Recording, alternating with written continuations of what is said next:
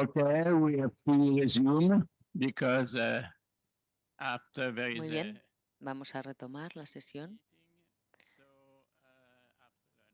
So we are now going to Philadelphia. Vamos ahora a Just Filadelfia. mention, just so just you can defend yourself. Vamos a pasar la palabra a Dave Metzger.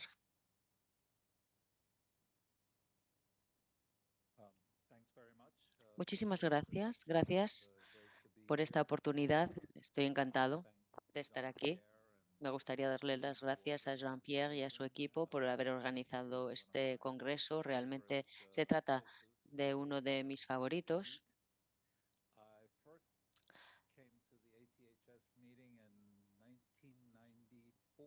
Creo que en el 94 fue la primera vez que vine al congreso ATHS.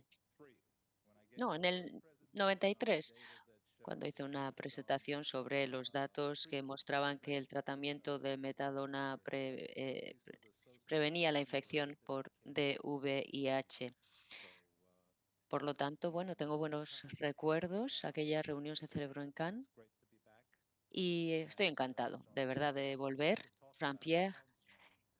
Bien, estoy aquí para hablar de la importancia de la orientación en el debate sobre la drogadicción en el contexto global. Solemos hablar de MOUD, la medicación para el tratamiento del trastorno por consumo de opioides. MOUD es un término que utilizamos habitualmente, por lo tanto. Y el impacto de esta medicación es lo que nos ocupa.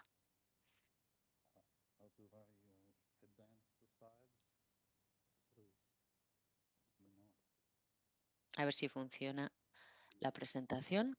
Y puedo pasar la diapositiva. Perdón.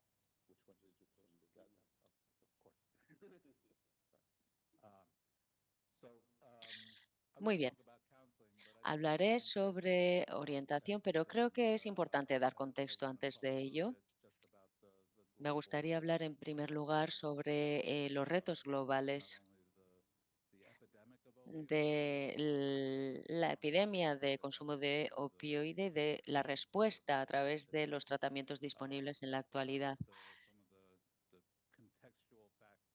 Quisiera dar algunos elementos contextuales que influyen en el seguimiento del tratamiento, factores individuales, y continuaré con un debate sobre la orientación como una estrategia para maximizar el seguimiento del tratamiento. Aquí, como introducción, diré que el trastorno por consumo de opioides sigue siendo y siempre ha sido un fenómeno global. La gravedad de hay diferencia en la gravedad del problema en los distintos países, los distintos continentes. Lo que no aparece en esta diapositiva son las diferencias existentes dentro de las propias comunidades, de las ciudades. Yo creo que en cada país podemos encontrar lugares, comunidades, barrios donde el trastorno por consumo de opioides ha causado muchísimos problemas, aunque la mayor concentración quizás sea en Norteamérica, donde la situación creo es excepcional. Bien, tenemos este problema del trastorno por consumo de opioides y ahora tenemos más medicación disponible para el tratamiento del mismo que en toda la historia, realmente. Tenemos agonistas puros. El tratamiento con metadona es de lejos el más utilizado. Tenemos el tratamiento de agonista parcial, tenemos básicamente aquí la buprenorfina sublingual, la naloxona, tenemos formulaciones de liberación prolongada, distintas estrategias de administración, inyecciones, implantes. Tenemos tratamiento antagonista también con naltrexona oral y de liberación prolongada. Tenemos muchísimas opciones de tratamiento. También probablemente tengamos la mayor cantidad de consumidores de opioides de la historia. Entonces, bien, ¿cuál es el problema? ¿Por qué eh, tenemos problemas a nivel de tratamiento? Bien, aquí tenemos algunos ejemplos visuales muy rápidos de los tratamientos, de las distintas formulaciones. Globalmente, los contextos varían en cuanto a administración de fármacos. Han hablado antes en la sesión anterior de la situación de Estados Unidos en cuanto al fentanilo, pero el suministro de fármacos es muy variable. La accesibilidad, el volumen de los fármacos, la pureza, eh, todo esto está es muy variado. Y el consumo de drogas muy variado. Las sanciones penales son muy variadas en los distintos países. Luego, también, por supuesto, las políticas relativas al tratamiento pues son diferentes en los distintos países. Hay políticas más liberales en cuanto a que la medicación pueda llevarse a casa, por ejemplo. Entonces, la disponibilidad de la medicación para el tratamiento del trastorno por consumo de opiáceos, por lo tanto, es muy variable. Requieren formación del personal médico y, desde luego, el tratamiento de opioides es muy variable en las distintas regiones del mundo. En Estados Unidos, en concreto, mencionaré brevemente que se ha publicado un par de artículos recientemente que analizan los resultados de bases de datos y encuestas realizadas en relación a la administración de medicación. Se estima que 7,5 millones de personas presentan en Estados Unidos el trastorno por consumo de opioides y que solamente aproximadamente un 14% de estas personas han recibido algún tipo de medicación para el tratamiento de ese trastorno por consumo de opioides.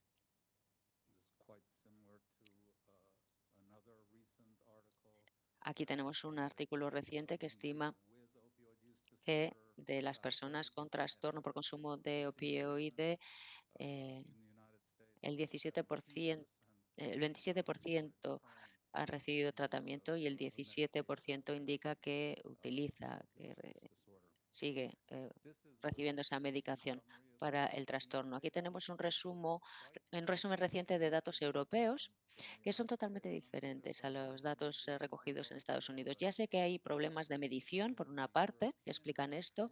En los países europeos, los datos indican que el 14% de las personas con trastorno por consumo de opioides reciben tratamiento.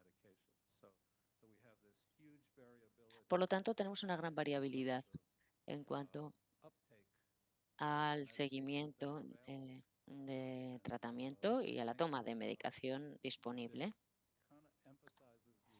Esto destaca la importancia de ayudar a las personas para que entiendan qué supone la medicación, cómo funciona, ayudarles a tomar decisiones complicadas para que comiencen a llevar un tratamiento. Aquí tenemos datos de Nueva York.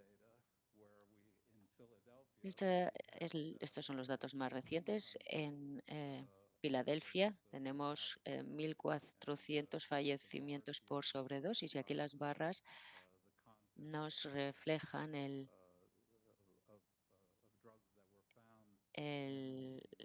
contenido de drogas encontradas en las personas fallecidas por sobredosis. Aquí se incluyen opioides. La barra inferior representa los opioides y estimulantes en azul claro, que sería el grupo mayor. porque estamos hablando de una combinación de numerosas drogas, de esteroides, opioides, etcétera. En gris aquí vemos únicamente opioides y en los dos colores superiores vemos las distintas combinaciones.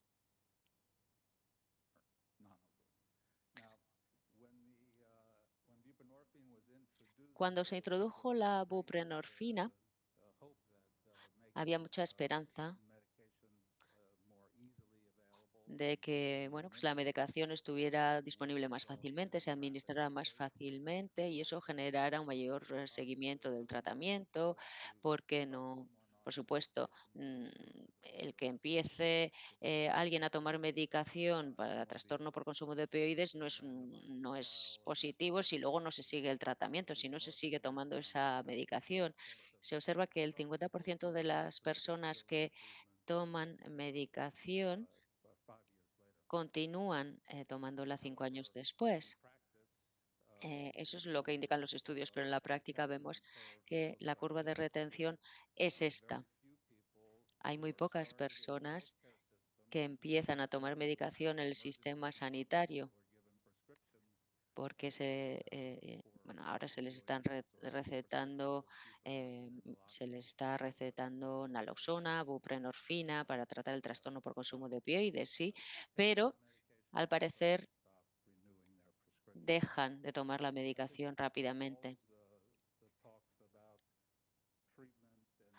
Se habla mucho sobre el tratamiento, el impacto del tratamiento sobre el tratamiento por consumo de opioides, pero en todo esto tenemos que adoptar este modelo de cascada desarrollado en el cuidado de VIH, elaborado por nuestros colegas de la Columbia Británica, que muestra que del total de personas que aparecen en las barras izquierdas con trastorno por consumo de opioides, vemos como la división entre la zona rural y la zona urbana cambia la evolución de la cascada, ¿no? Cuando empiezan a tratarse, vemos cuántos permanecen en tratamiento hasta 2 años después. Y 2 años después hay un 15% o menos de un 15% de personas que continúan aún con tratamiento. En ambos grupos, el rural y el urbano. Por lo tanto, el reto aquí es mantener a las personas, mantener esa adherencia al tratamiento. Aquí vemos que esto puede deberse a la compleja naturaleza del trastorno por consumo de opioides. Este trastorno genera una larga lista de problemas, tanto sanitarios como sociales. Muestro esta diapositiva porque en Estados Unidos nos estamos centrando mucho en la reducción de las sobredosis mortales. Esa es como la misión principal, pero hay también que reducir, o no podremos realmente reducir esas sobredosis si no solucionamos los problemas subyacentes. Hay muchos factores individuales que tienen un efecto en la eh, retención y en el seguimiento de tratamientos, el estigma. En Filadelfia hay mucha gente que no quiere tomar buprenorfina más porque tienen experiencias previas y su experiencia no ha sido buena, ha sido dolorosa y ha sido difícil. Por lo tanto, también, aparte del estigma, esa experiencia previa es importante, sobre todo ahora en el caso del fentanilo.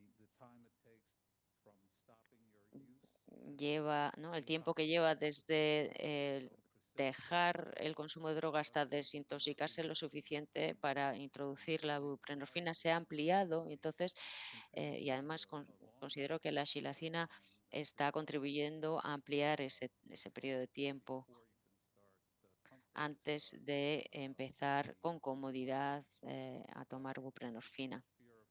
Bueno, otro elemento individual sería el miedo al, a la abstinencia. Realmente produce y genera mucha angustia. También hay numerosas enfermedades psiquiátricas y médicas concurrentes en muchos casos. Hay gente que consume drogas y quiere dejarlo y empezar un tratamiento, pero esto también hay que tenerlo en cuenta. Bien, Cecil Denis, que está aquí en esta sala hoy, escribió este artículo recientemente. Es un resumen de la compleja naturaleza de los problemas sociales y médicos que encontramos en personas que tienen trastorno por consumo de opioides en Filadelfia. Y aquí vemos una cita suya que indica que la prevalencia, la multiplicidad y la gravedad de los problemas crónicos destacan las consecuencias de la epidemia de opioides actual y destacan la necesidad urgente de desarrollar nuevos modelos de atención. Este trastorno es un trastorno crónico, esto no lo tengo que decir aquí, por supuesto, pero quiero enfatizar la importancia de los componentes de comportamiento de esta dependencia, de esta adicción. Y un tratamiento eficaz requiere atender ambos elementos, los componentes biológicos y los componentes de comportamiento. El lenguaje ha cambiado. Ahora cuando hablamos de MOUD solamente hablamos de medicación, al menos en Estados Unidos. Y yo creo que ese término de tratamiento asistido ya no se utiliza, pero a mí me gusta. Me gusta tratamiento asistido. Es un término que describe mejor cuáles son los retos a los que nos enfrentamos. A lo largo de los distintos pasos de la cascada, que es el tratamiento, necesitamos ofrecer apoyo a las personas. Estas personas necesitan referentes. Los podemos llamar consejeros, especialistas en recuperación, psicólogos, trabajadores sociales, lo que queramos, pero el elemento principal de esa relación que necesitan las personas es el apoyo. Y en el caso de un tratamiento de una adicción, pues esto nos puede dar mucha información sobre la medicación que se está tomando, información que puede ayudarnos a monitorizar la adherencia al tratamiento.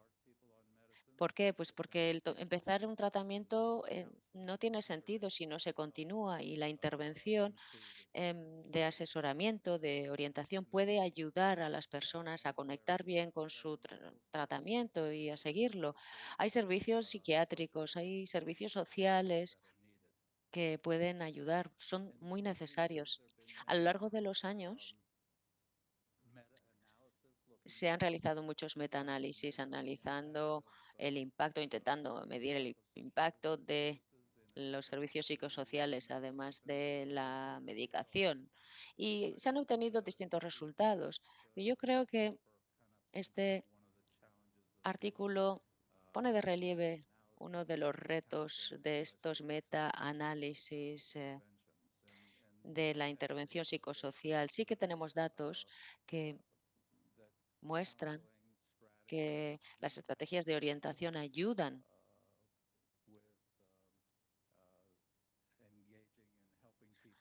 a la hora de ayudar a las personas a continuar con su tratamiento. Puede ser un elemento más, un indicador más de la motivación que tienen las personas para continuar con el tratamiento. Hay evidencia clara de que está asociado con la retención del tratamiento. Yo diría además que tenemos una responsabilidad ética aquí. Tenemos que ayudar a las personas que están en tratamiento. Tienen que enfrentarse a muchos retos y tenemos que ayudarles a hacerlo. A lo largo de los años, el número de análisis realizados sobre las distintas estrategias de orientación tiende a defender la eficacia de la terapia basada en un enfoque cognitivo, comportamental.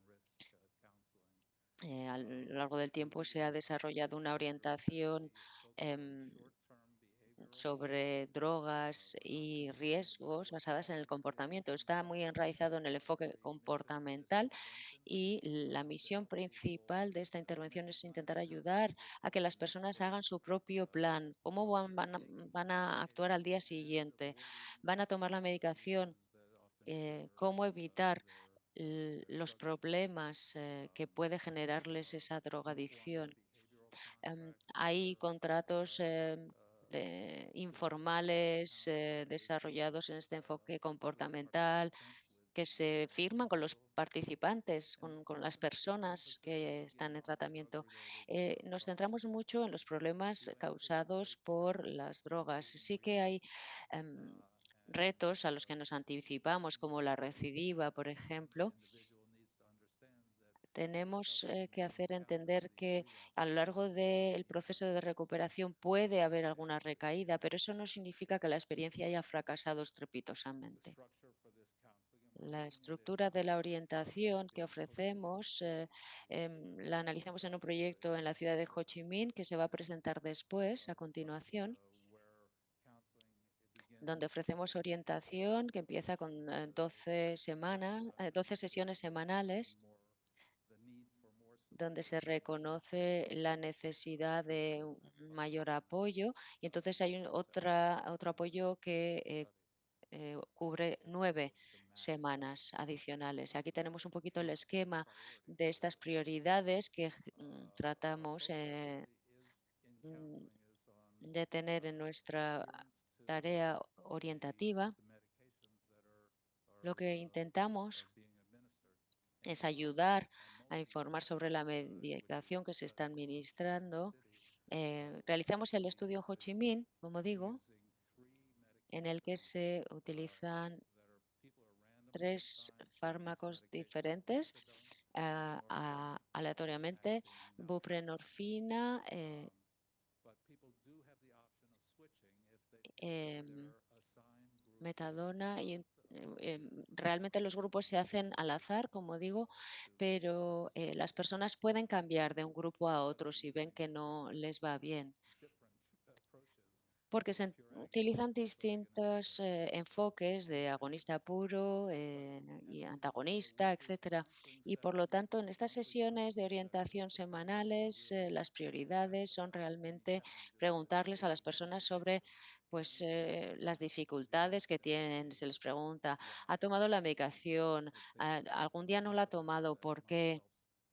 Y con ese tipo de información intentamos que sea más fácil todo este proceso.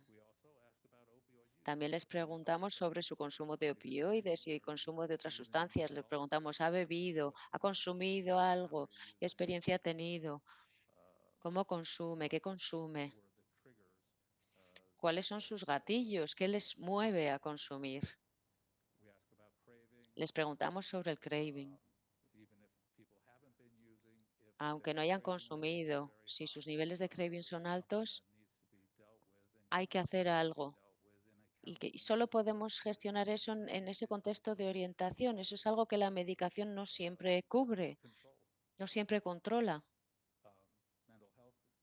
También tenemos en cuenta la salud mental, la depresión, cualquier otro problema mental que pudiera existir, debe hablarse. Y esto se puede hacer rápidamente, la verdad, y puede encajar en ¿no? En ese proceso. También la confianza. ¿Qué confianza tiene la persona en el proceso? ¿Cómo puede ayudarle el orientador a confiar más? ¿Confían en su capacidad para continuar con el tratamiento y pasar por los momentos duros por los que va a tener que pasar para permanecer ahí? Bien, llego ahora ya a las conclusiones. Resumo lo que ya he dicho, los trastornos por consumo de opioides son un problema global, pero hay grandes variaciones en la gravedad de los problemas existentes en los distintos países y regiones del mundo y las respuestas también son diferentes. La medicación bueno, pues tenemos muchísima medicación, tenemos mucha suerte porque contamos con mucha medicación disponible, hay mucha farmacología disponible y el seguimiento de los tratamientos y la retención del tratamiento dependen de factores contextuales e individuales que, bueno, pues condicionan el inicio del tratamiento y la continuidad del tratamiento.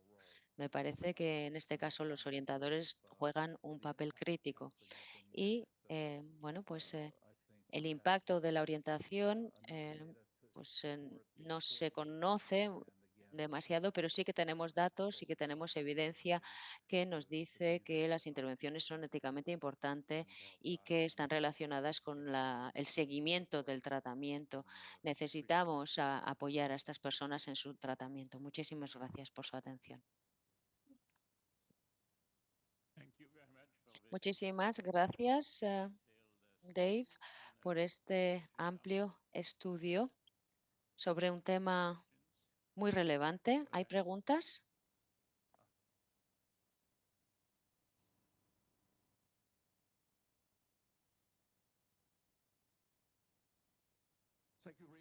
Sí, muchas gracias, Dave, por esta clarísima presentación. Tengo una pregunta sobre el TDARC.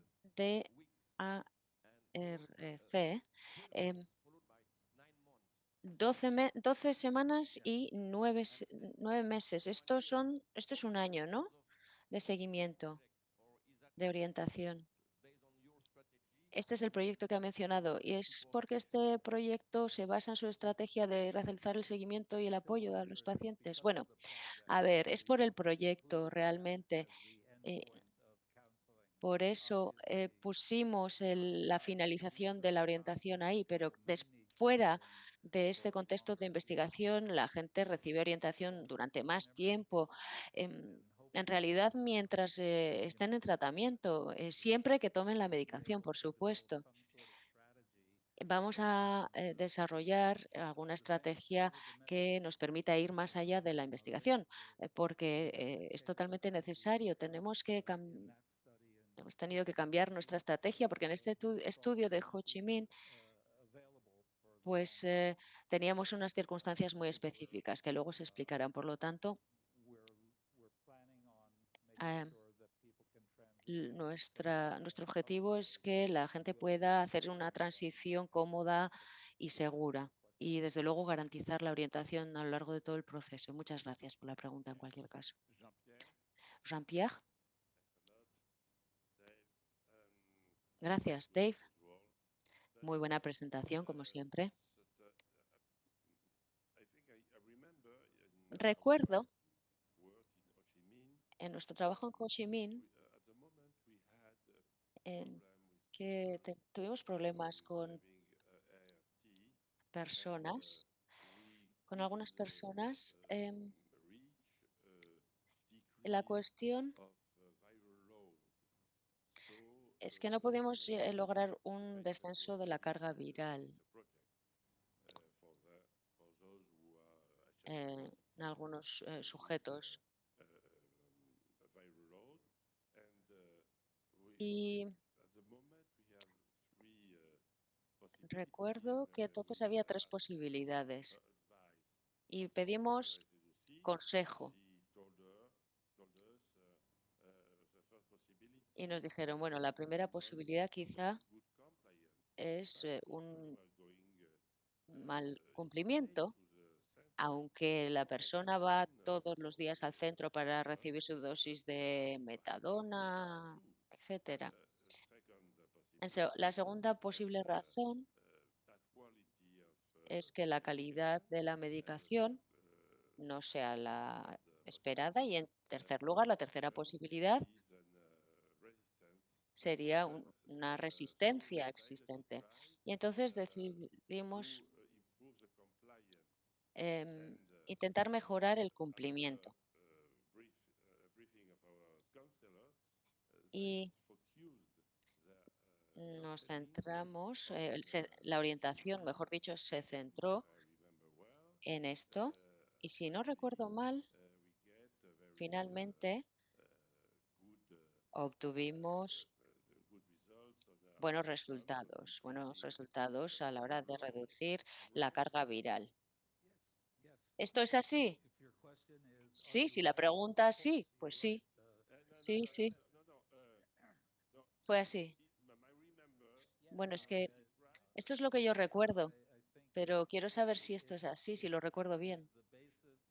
Sí, sí, había un estudio previo realizado en Ho Chi Minh, al que Jean-Pierre se ha referido, que fue la base del estudio actual y que nos han permitido mejorar nuestra perspectiva sobre la orientación relativa a distintos asuntos, distintos problemas, porque no solamente se pregunta si estás tomando tu medicación para el trastorno de opioides, sino también se les pregunta, ¿estás tomando la medicación antirretroviral? Hay muchos problemas que hay que tratar y de esta manera, pues hay que, el objetivo es esperar, el objetivo es lograr una mayor adherencia a estos tratamientos. Yo creo que sí, que recuerdas bien y que fue un estudio importante. Sí, y es importante destacar lo difícil que es todo esto. No hay que olvidar la importancia de la intervención psicosocial y de la orientación.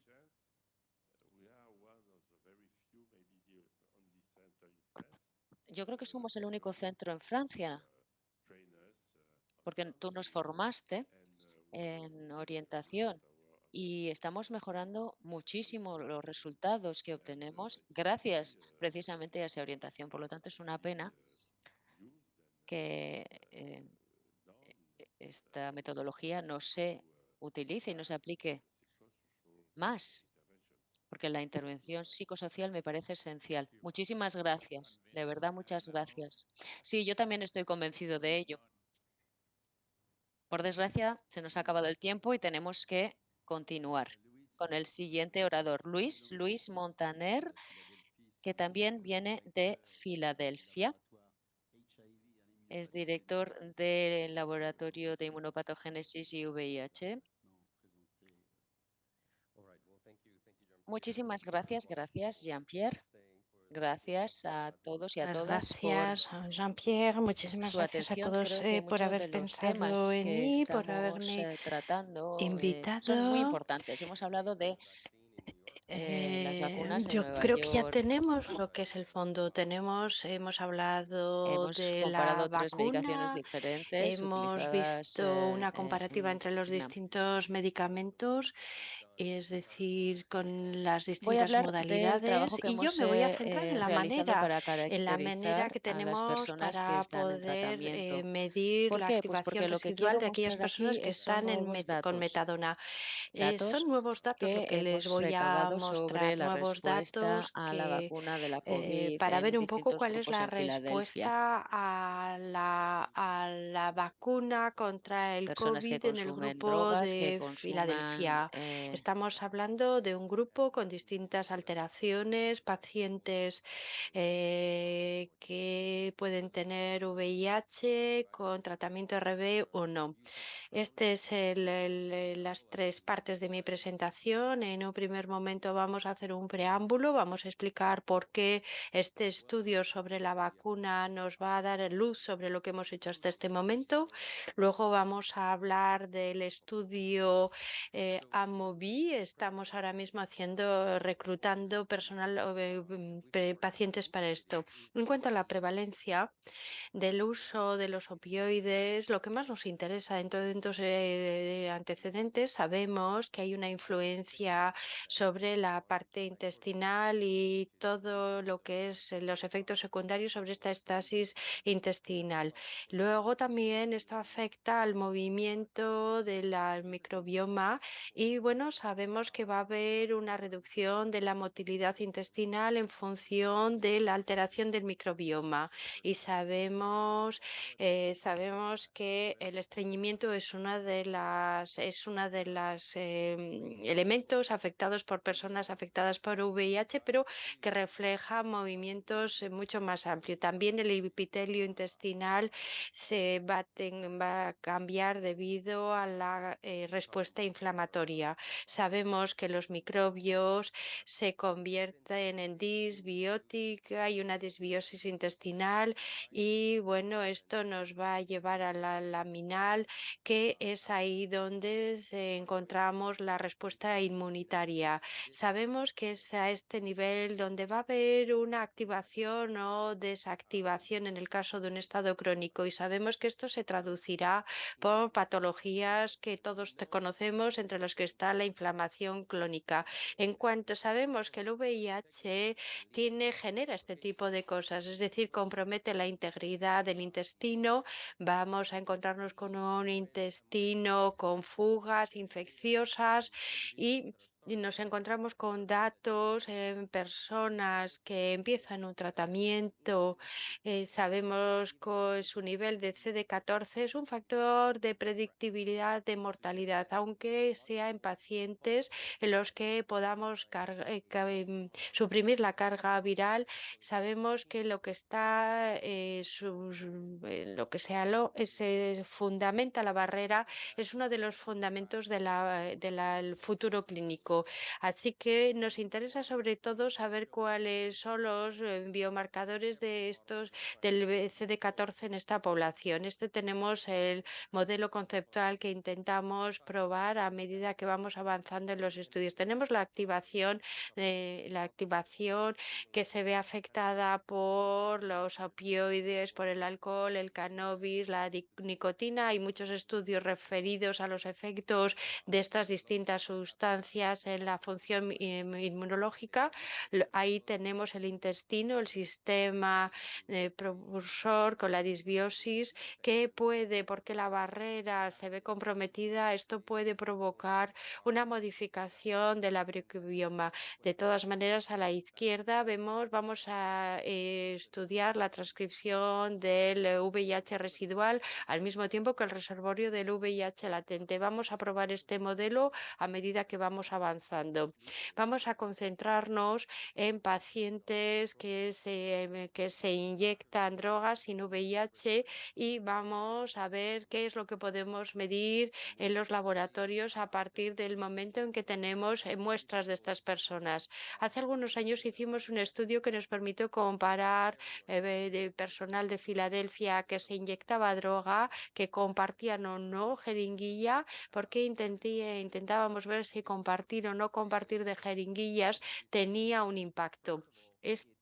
Vamos a ver los datos y de forma rápida. Lo que vemos aquí es que estas personas tienen más CD14 en plasma comparándolos con aquellos que no comparten su jeringuilla. También comprobamos que la activación del CD63, que es un marcador de la actividad inmunitaria, sabemos que se activa en el caso de una activación mieloide. Cuando vemos la activación en NK y la citotoxicidad directa, sabemos que NK es capaz de eliminar ciertas células y sabemos que puede eliminar en modo asistido con anticuerpos o no. Esta función no se ve alterada en los testigos versus las personas que se inyectan en drogas. Vemos la citotoxicidad que depende de la acción de los anticuerpos y abajo ven que no hay diferencias entre los distintos grupos, testigo y personas que se inyectan. Lo interesante no es lo que esperábamos. Nosotros creíamos que íbamos a encontrarnos con déficit, pero cuando vemos la activación de linfocitos CD8, vemos que hay una relación con la frecuencia, así como en la respuesta memoria que podemos medir y todos los antígenos de recordatorio. Y los linfocitos C. No vemos ningún tipo de incidencia particular, por lo menos en este contexto. Eh, vemos respuestas de análisis. En subgrupos comprobamos que en uno de los compartimentos nos encontramos con algo relativamente inferior. Y esto quiere decir que la funcionalidad in vivo, es decir, entre el comportamiento inmunitario con respuesta a una vacuna, sí que hay una forma visible de alteración de esta respuesta inmunitaria. Por el momento, evidentemente, no podemos sobreinterpretar en cuanto a la distribución o una reducción, pero es una de nuestras conclusiones potenciales. Empezamos a ver ciertas modificaciones a nivel sanguíneo y a partir de ese momento podemos plantearnos la posibilidad de generalizar la conclusión. Lo que vemos es que si comparamos los consumidores con no consumidores con o sin aguja compartida, vemos que hay menos respuesta CD en las personas que se inyectan y también tenemos una activación de los marcadores de mieloide. También lo que hemos intentado comprobar es si aquellos que se inyectan tienen la misma activación inmunitaria que aquellos que toman medicación, porque sabemos que la buprenorfina, la metadona utilizan distintos receptores, lo que no es el caso por aquellos que son tratados por naltrexona. Si volvemos al modelo, vemos que en el caso de utilización de opioides vamos a acelerar, la activación de los receptores que se utilizan con metadona o buprofina en naloxona. Hemos analizado las personas con supresión de carga viral tratados por naloxona o metadona y tenemos resultados que son similares a los que aparecen en mi presentación anterior. Es decir, que a nivel de CD14 superior para aquellos que están con metadona con relación a aquellos que están tomando que tienen supresión viral pero que no toman drogas o que toman naltrexona. Y esto viene a corroborar el hecho que el uso de opioides, hay alteraciones que se ven estimuladas y esto permite la traslocación del mioma hacia el estado crónico a nivel del microbioma. Aquí lo que tenemos son las conclusiones del estudio transversal secundario que ponen en evidencia que esta intervención que ponemos en marcha tiene un coste inmunológico. Hay que vemos qué puede significar en términos inmunológicos. Y así es como llegamos al estudio. Hemos analizado la vacunación contra el COVID e intentábamos comprobar si la respuesta contra el SARS-CoV-2 en una población vulnerable, pero en buen estado de salud, cuando hablamos de vulnerabilidad, estamos hablando de personas VIH positivos y con supresión antiviral. Queríamos ver si había una respuesta diferente entre esta población vulnerable y una población sana, en buen estado de salud, con intervalos de medida regulares. Y esto nos lleva al debate de esta mañana. Son personas que han sido vacunadas, ver qué pasa con esta población vacunada, no intentábamos ver cuántas personas habían sido vacunadas, sino más bien el éxito de la vacuna anti-COVID en aquellos que han seguido tu esquema vacunal completo y ver si luego a nivel inmunológico no había una respuesta completa. La hipótesis es que las personas que han tenido una infección VIH crónico o un uso de opioides amplio, si estos tienen una respuesta inmunitaria reducida con relación a una población testigo.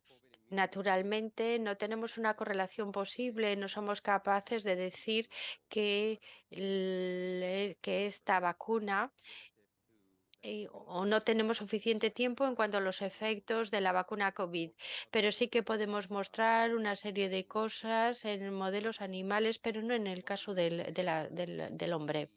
Así que lo que hemos hecho ha sido reclutar personas que han seguido todo el esquema vacunal completo, es decir, con un vector ADN o vector ARN.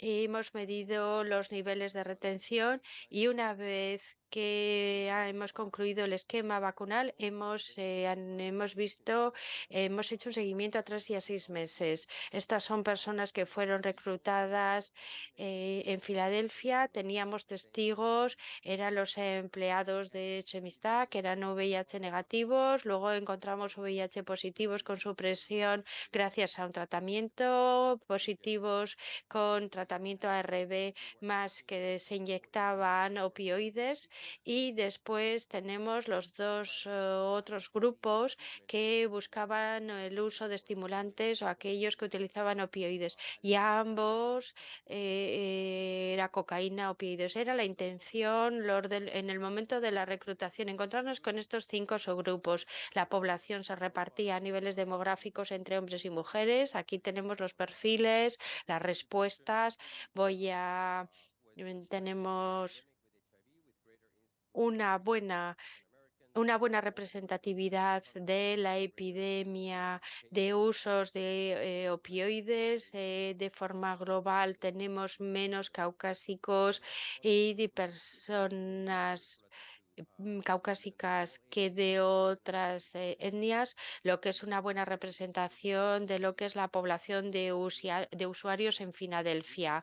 En cuanto a la caracterización inmunológica, vemos la relación entre el CT14 y el beta-bucano, que son 2 marcadores típicos de la translocación del microbioma, y también comprobamos lo que les he enseñado antes, es la proteína, una proteína que puede ser compartida en caso de activación. Así que vemos no solamente el CD14, sino el beta-glucano y la relación que hay entre la presencia de estas 2 sustancias. Vemos las interferencias porque intentamos comprobar si las interferencias son comunes o los elementos de interferencia son comunes en CD14 y en beta-glucano. Así que hay una correlación, pero no significativa. Esta transparencia tiene muchos datos. Vemos los 5 grupos que he citado, y al final esto nos permite, con los datos de CD14, confirmar que cuando tenemos una supresión del VIH y los usuarios de opioides o de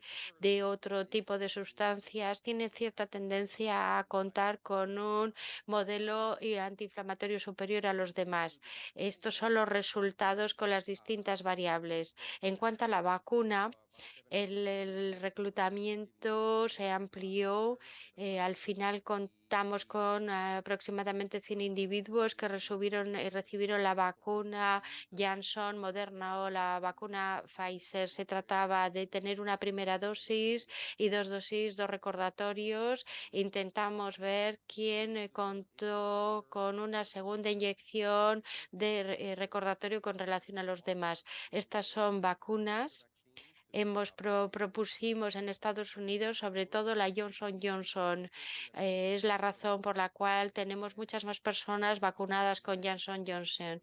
Además, se trataba de una monodosis y los usuarios tenían la necesidad de volver, pero se ve correlado negativamente con la eficacia de la intervención. En los centros de reducción de riesgo tuvieron tendencia a proponer J&J más que las otras dos vacunas. Las dosis de recordatorio fueron dosis que se respetaron por los usuarios o más por los testigos que por aquellos usuarios que están en un programa de reducción de riesgo, y es algo que tendremos que tener en cuenta a la hora de analizar todos estos datos. En cuanto al uso de sustancias, una vez más, la vacuna se administraba en los centros de reducción de riesgo, y vemos lo mismo que hemos visto esta mañana en el resto de los estudios, es decir, que los usuarios de fentanilo, de cocaína y de metabolitos, todos son los 3 grupos los que tienen un perfil de usuarios policonsumidores. Aquí tenemos las distintas sustancias. son las distintas drogas que hemos encontrado en plasma en el momento en que hacíamos la caracterización antes de la vacuna anti-COVID y vemos que la mayor parte era fentanilo o si no, exilaxina o cocaína o sus metabolitos. Esto es, se corresponde con lo que se ha dicho esta mañana. En rojo tenemos las sustancias en relación con los antirretrovirales. Esto es para el grupo de retrovirales. En cuanto a los test urinarios, encontramos lo mismo, es decir, que el fentanilo está presente en todas las muestras, muchos opioides, cocaína, también en muchas de las muestras. Así que al final nos encontramos con un uso de varias sustancias en este tipo de población y parecería como que hay una preferencia de sustancias estimulantes y la conclusión es que el esquema urinario y demás nos lleva a usuarios de varias sustancias. En cuanto al anti-SARS, vemos que hay una respuesta inmunitaria en los 5 grupos, que la retención de la respuesta se constata tanto en el grupo testigo como en el grupo de VIH y vemos unas líneas relativamente más bajas en aquel grupo que está tomando fármaco o que son usuarios activos. Aquí tenemos delta al cabo del tiempo con los distintos grupos. Cuando analizamos los datos, intentábamos ver qué personas eran las que tenían mejor respuesta o peor respuesta a ciertos aislantes del COVID, elementos del COVID. Así que hemos hecho una modelización que nos demuestra, es un ensayo bioquímico de la relación de proteínas, así que nos encontramos la correlación de la proteína. No es los pépsidos únicamente, sino más bien no son cifras completas, así que tal vez sea algo que no deberíamos tal vez debatir hoy, habida cuenta de que no disponemos del tiempo suficiente. Esto ha sido un seguimiento que hemos realizado desde 6 meses entre lo que es la vacuna y la segunda recordatorio. Así que en cuanto hemos visto la evolución al cabo de los 90 días, vemos que todos los grupos hemos hecho ese seguimiento de 90 días. El día cero es el día de la vacuna para la persona en cuestión. Y lo que vemos es que la línea de un grupo opioides o aquellos usuarios de sustancias psicoactivas, su línea es superior, es inferior. Vemos que hay un efecto significativo al cabo del tiempo. Esto quiere decir que efectivamente todas las recordatorios de vacunas tienen su interés. También vemos que la respuesta es inferior por parte de la vacuna y en aquellos que utilizan varias sustancias vemos que hay un impacto del tiempo y un impacto del tiempo. Esto efectivamente también depende un poco de a qué grupo pertenecen y ciertos datos que nos llevan a pensar que hay un aumento más rápido de la inmunidad en el grupo testigo y en el grupo VIH. Hay que saber que el 90% de nuestros usuarios recibieron recordatorio de vacuna, pero el hecho de contar con recordatorios no tiene impacto en los usuarios de VIH. Vemos el grupo Johnson Johnson, Moderna y Pfizer. Esto corrobora el hecho de que el grueso de nuestra corte recibió el JJ, el Johnson Johnson, porque era el que teníamos disponibles en el Centro de Reducción de Riesgos. Así que que el efecto de la primera vacuna es independiente. Luego tenemos Moderna y luego Pfizer y vemos que el efecto del tipo de vacuna y el tipo de sustancia que la persona toma era totalmente independientes. Así que el tipo de vacuna no tenía dependencia o no tenía correlación con la sustancia consumida. En azul vemos los pacientes que no recibieron recordatorio y la línea por encima es aquellos que recibieron vacunas de recordatorio. Hay que saber que en el momento en que tenemos la recordatorio tenemos un impacto, pero cuando no hay abuso de sustancias nos encontramos con líneas que no se corresponden y el beneficio que podemos extraer del recordatorio son inferiores en aquellos que tienen un uso de opioides. Lo que podemos decir es que las personas que están buscando opioides tienen un nivel alto de CD14 betaglucano, lo que nos dice que hay una translocación microbiana y una activación de amiloide. También hemos hablado de la presencia en todos los grupos estudiados de un uso de varias drogas. En cuanto a la vacuna COVID-19, tenemos una respuesta neutralizante del SARS-2 en todos los grupos, como esperábamos. Evidentemente, las dosis de recordatorio mejoran la situación. Vamos a tener que determinar cuáles son los determinantes biológicos, saber quién responde mejor a la vacuna. Hemos hablado ayer del interés de la vacuna, de todas estas vacunas. Hay que mirar los elementos para ver cuáles son los que funcionan mejor. En cuanto es verdad que el modelo que hemos utilizado es un modelo que es muy específico, tenemos una muestra reducida, no hemos hecho correcciones en los errores de tipo 1 y luego tenemos un bias de selección porque hemos estudiado aquellos que han tenido un calendario vacunal completo. Las 4 últimas completas, las cuatro últimas transparencias son para mostrar los distintos estudios. Esto es un estudio centrado en personas que reciben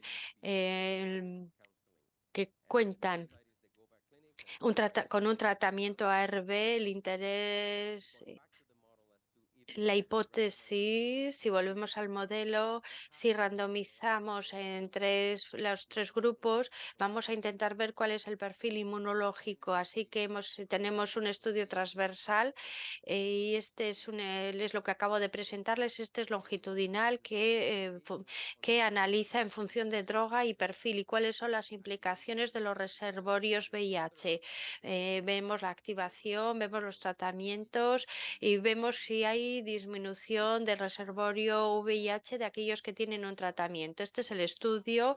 Podemos encontrarnos con personas randomizadas en distintos grupos y luego podemos pasar de un grupo a otro. Hemos medido los perfiles biológicos, no entraré en los datos y evidentemente presentaremos los resultados una vez que lo hayamos terminado. Actualmente hemos reclutado un cierto número de personas, 40. Aquí tienen el reparto. Esencialmente se trata de hombres y, como explicamos, es un grupo donde habrá un switching de un grupo a otro entre metadona y buprenorfina y metalsona. Así que esto evidentemente es un trabajo de equipo y de hecho tengo que dar las gracias a todas las personas que han venido, que participan y naturalmente a David, que ha contribuido al diseño de este estudio Así que sin más, estoy a su disposición para responder eventuales preguntas. ¿Hay alguna pregunta? ¿Hay preguntas? ¿No hay preguntas?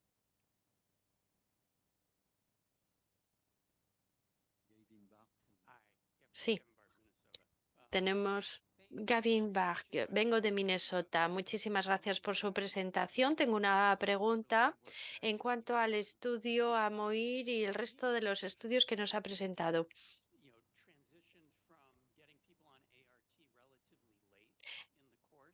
Nos damos cuenta que las personas están bajo ARV-AZ cuando son VIH positivo. Quiero saber si han analizado lo que es el comienzo de la ARV y el final de la ARV, porque tenemos un grupo de personas que están con tratamiento ARV, hay a otros más tarde, algunos van a encontrarse con CD4 que aumenta y de forma rápida. Así que me gustaría, cuando ustedes hacen su análisis, me gustaría que me dijera si tienen en cuenta los antecedentes, hay personas que pueden ser inmunodeprimidos o no, si tienen en cuenta de todo esto en su análisis. Muchísimas gracias por su pregunta. Hay que saber que el estado inmunológico tiene razón. Depende evidentemente del momento en el que hayan podido tener acceso al tratamiento. El nivel de CD4 está correlado a la intensidad o al tiempo del tratamiento. Lo que les he mostrado hasta ahora, hemos utilizado el CD14 como predictor y en estas personas son personas que están inmunocomprimidas hasta tal punto que la ARV no puede invertir la tendencia. La hipótesis que intentamos analizar o estudiar es que potencialmente la metadona, la buprenorfina van a mejorar el resultado, aunque no es el caso de la naltroxona. El perfil, una vez más, es midiendo el CD14 que llegamos a estas conclusiones. Esto quiere decir que tenemos que seleccionar a una población que va a tener una respuesta lo más amplia posible con relación a las situaciones de referencia para ver si hay una modificación detectable, porque es un detectable difícil de detectar. Así que si tuviéramos una población con un nivel de detección más bajo, en ese caso necesitaríamos una muestra muchísimo más grande para llegar a poder hacer estas estadísticas. En cuanto a salud global, bueno, vamos a pasar la palabra a nuestro siguiente participante. So, good afternoon. I'm between the presentation and your lunch, so I'll try to be quick. But I would like first to thank the organizer, especially Jean-Pierre, for Bien, inviting estoy casi cerca de mi presentación, el desayuno, pero quería agradecerle invitarme a esta reunión. Es la tercera vez que participo a este congreso, y es un auténtico placer por el contenido científico y sobre todo por el ambiente, el bellísimo ambiente que proporcionan los organizadores. Bien, gracias por esta invitación. Le voy a hablar del uso de la metanfetamina entre precisamente los pacientes bajo tratamiento de metadona en Vietnam. Y le voy a contar cuál es este estudio que fue financiado por NIDA para estudiar el uso de la metanfetamina entre estas personas. Estas son mis conflictos de intereses. Estoy financiado por NIDA y tengo un equipo que trabaja precisamente en esta investigación. Como bien sabéis, hace 15 a 20 años que hemos desarrollado un programa de mantenimiento a la metadona en Vietnam y hemos empezado nuestro estudio piloto en 2008 y rápidamente nos hemos extendido desde 2010 y hasta ahora. En el pasado, en los 15 últimos años, el programa como tal, a pesar de esta extensión, hemos conseguido extender este programa finalmente con éxito, con dosis de mantenimiento y los pacientes deben ir a la clínica. Y hemos también empezado un programa piloto donde los mismos pacientes pueden tomar la metadona en casa. En su domicilio es aún limitado su posibilidad, pero esperamos que se pueda desarrollar en el futuro. Hemos observado que el nivel de paciente en los últimos años que está inscrito en el programa de la metadona están llegando a un umbral valle y casi hay más personas que van del programa de la metadona frente a aquellos que entran en el programa. Por lo tanto, ¿por qué nosotros animamos a que tomen metadona en vez de medicaciones o medicamentos ligado a el uso de los opioides? Pues los datos epidémicos de Vietnam nos muestran, después de un primer estudio, que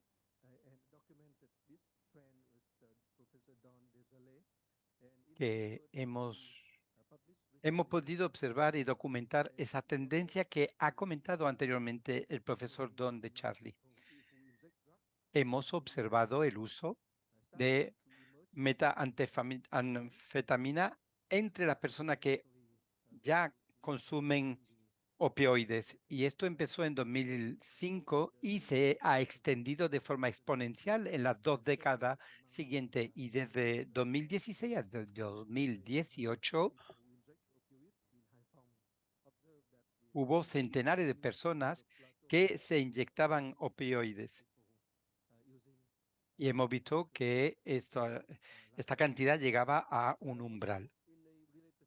Vale. Y en un estudio ligado con esto, la investigación no ha permitido concluir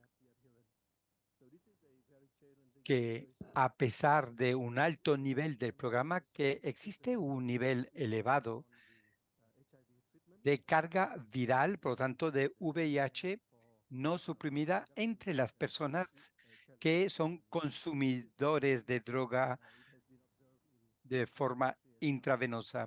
Eso es un desafío. No solamente se ha observado en Vietnam, también en otros países. Por consiguiente, nos hemos interesado a este fenómeno y hemos querido saber qué es lo que ocurría con los pacientes que utilizaban metadona. Y por lo tanto se ha estudiado los usuarios de drogas intravenosas. Eso lo veía normalmente el RETA, pero nosotros nos hemos centrado sobre todo sobre aquellos que consumían también o tenían tratamiento de metadona. Y hemos observado un nivel de riesgo elevado 9%, riesgo moderado, veía ahí los números.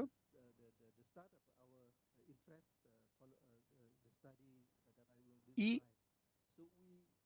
le voy a describir ahora nuestro estudio. Hemos extendido nuestro depistaje en 15 clínicas, de la más importante en la región de Hanoi, Ho Chi Minh, entre 2021 y 2022. Ahora ya hemos completado este depistaje. Luego le enseñaré los resultados, y hemos podido comparar los resultados de depistaje de 512 personas bajo el programa de mantenimiento con metadona en 5 grandes clínicas, y hemos podido comparar estos resultados respecto a los resultados que obtuvimos en 2018, el despistaje más reciente, y hemos utilizado dos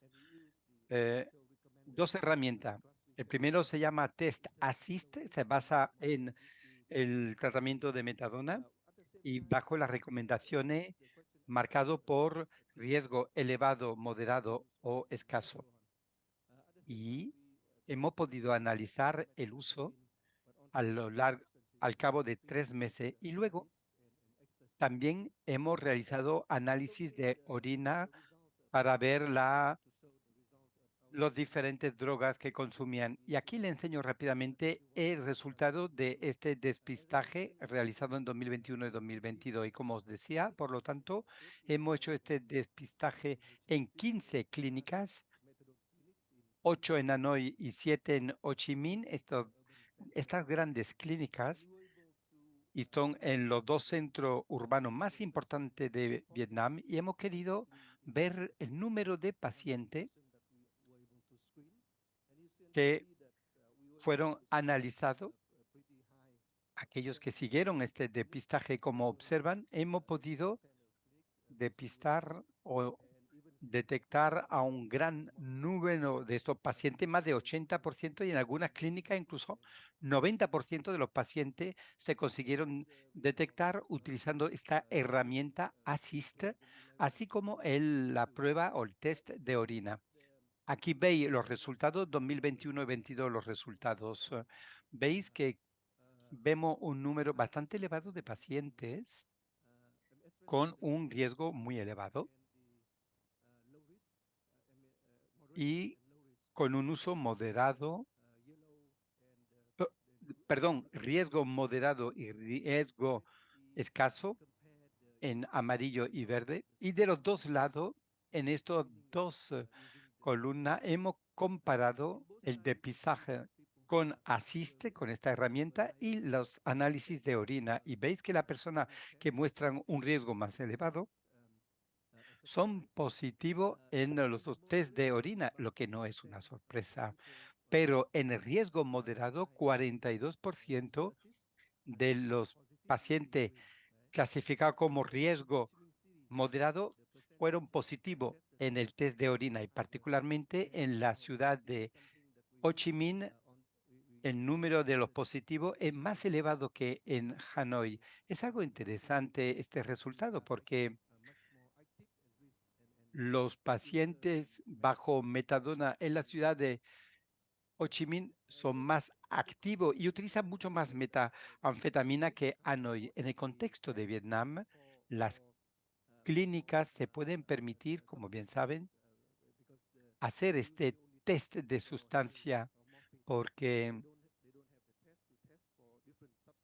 utiliza el test para la heroína y la morfina, pero no pueden permitirse el test para otras sustancias. Por lo tanto, nosotros hemos querido utilizar el test Assist para diferentes drogas con el fin de poder ampliar los datos y tenerlo mucho más de forma precisa. Aquí veis los resultados de ese test Assist en la ciudad de Ho Chi Minh y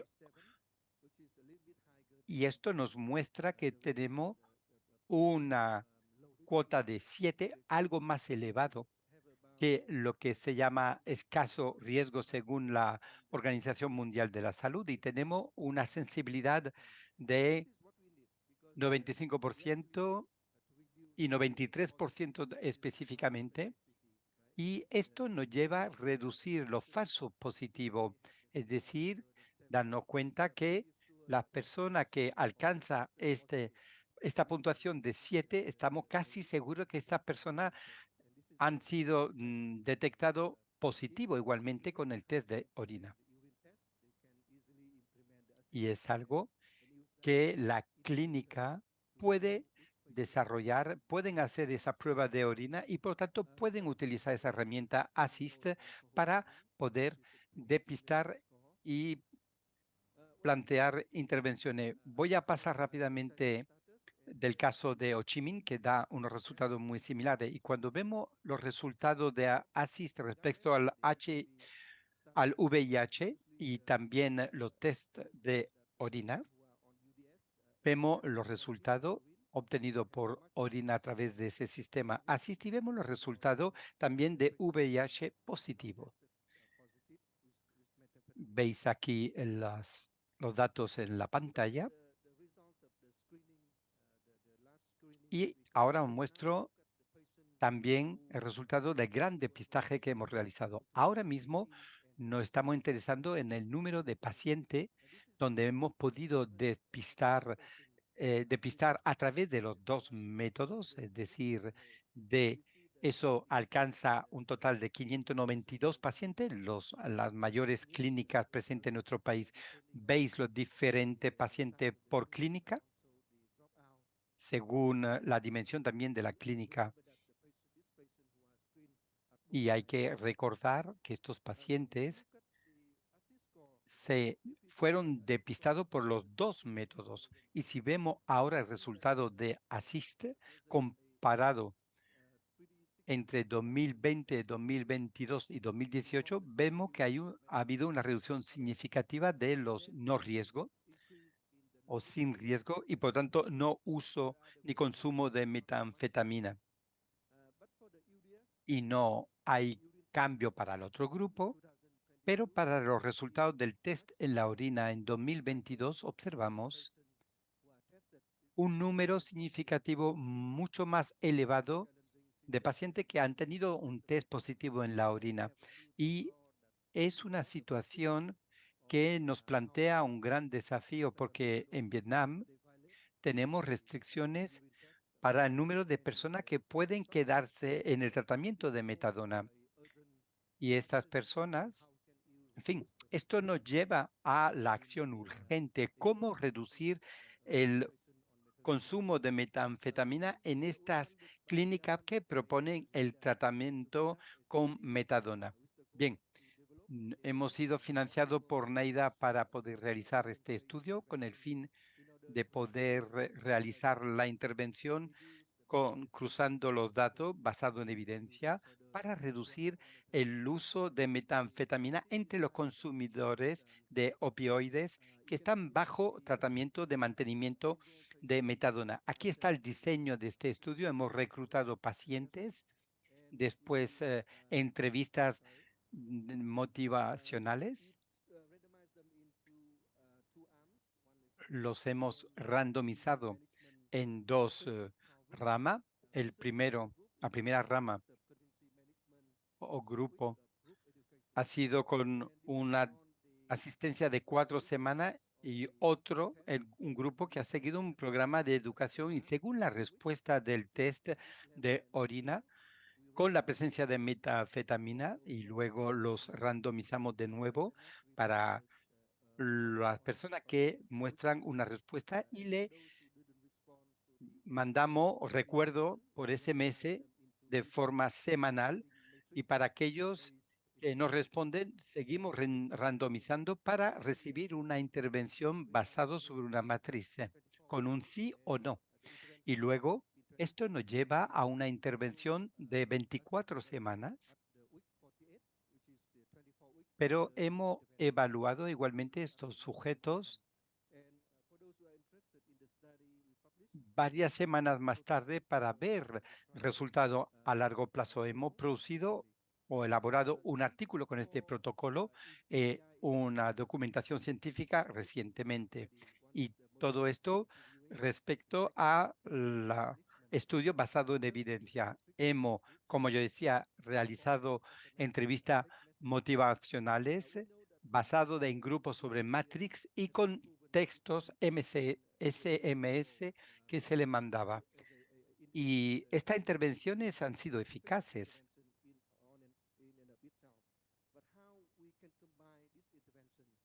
Pero, ¿cómo combinar estas intervenciones también según la respuesta del paciente? Es ahí todo el desafío que tenemos hoy en día.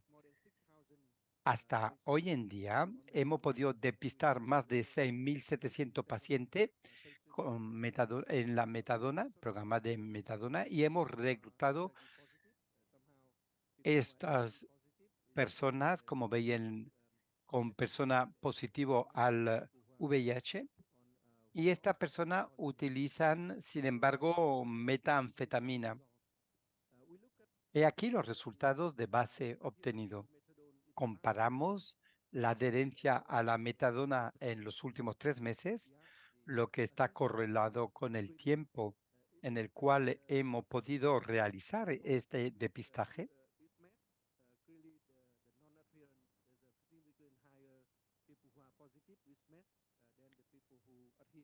Tenemos los datos. Aquí hay sujetos positivos en metadona. Tenemos la adherencia, la no adherencia.